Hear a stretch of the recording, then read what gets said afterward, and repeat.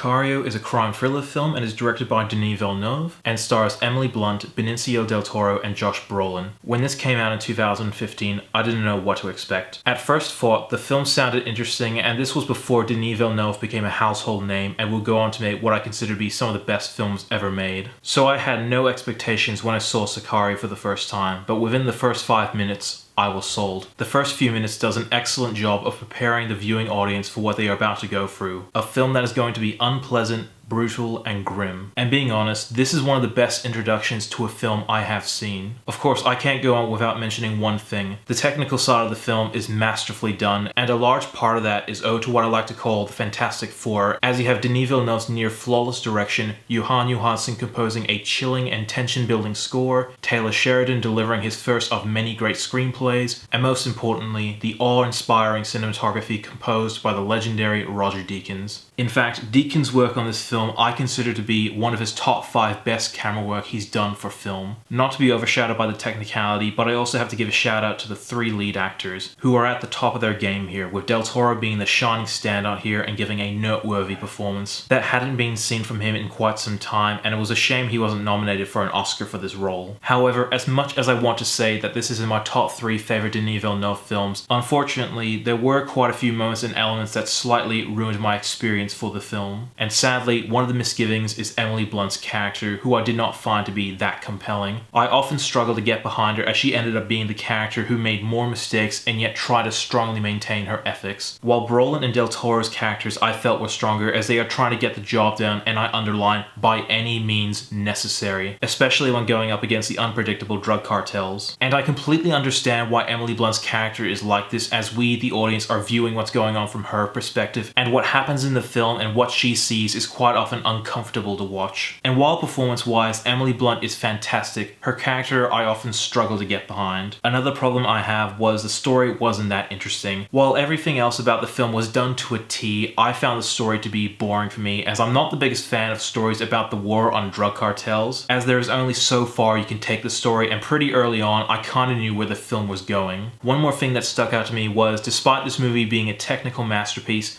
the film isn't really rewatchable, as there isn't that much you can get out of it through repeat viewings. In fact, in the 3 years this film has come out, I've only seen it twice. The first time was when it first came out, and the second was when I was preparing this review. And unlike Blade Runner 2049, which has more of an incentive to be rewatched, I just don't get that with Sicario. Overall, despite its problems, I still have to say it is a great film, and all of the elements from the Fantastic Four were done superbly, with the proof of this being in one of the best scenes in the film, which is the border crossing scene. Later on this week, I will be checking out Sicario 2, which unfortunately doesn't have Denis Villeneuve or Roger Deakins returning, but with Taylor Sheridan once again helming the script, here's hoping it matches what the first film set. And I'm going to give Sicario an 8.5 out of 10.